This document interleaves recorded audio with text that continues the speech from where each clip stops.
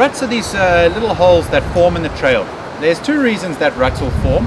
The first being from water running off, so maybe from rain that'll wash in, follow the path of least resistance and pull a lot of the soil down, and as that happens the rut will start getting deeper. Secondly, from riders riding them, and the wheel, when people are braking, will actually drag the soil down as well. That'll also make the hole a little bit deeper, and they work and play with each other. As it rains, people ride and they pull these ruts. The ruts start getting a little bit deeper. The big thing with ruts is that you're trying not to fight them. If you get into a rut, the easiest way to crash is by trying to get straight out the side of the rut. So when you're in it, you want to embrace it, ride it, picture a Scalextric track. Most ruts, whether it be rain or riding ruts, will have an end. So what you want to do is just try relax your body position, not fight it, and most of the time you'll come out the other side.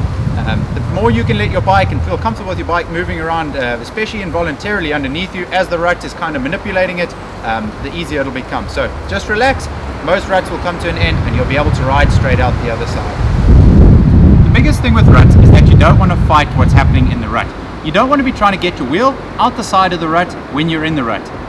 Biggest thing, what happens is people try to get out the side of the rut, so they turn their tire into the rut and the bike tries to climb out the side. The front wheel washes, and what happens is your weight's on the outside of the bike, so your weight goes down, and that's how you either end up washing out or falling over sideways.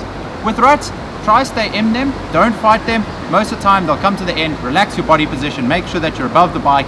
Anytime that your bike, your weight's over the side and your front wheel's trying to fight the side of the camber, it's going to slip back into that hole. Your weight's going to be over the outside, pushing you down and forcing a crash. I really hope you enjoyed that video. I hope you learned a lot. If you did, please don't forget to like and subscribe, or it would mean a lot. Anyhow, jump onto the next video and let's see what else you can learn.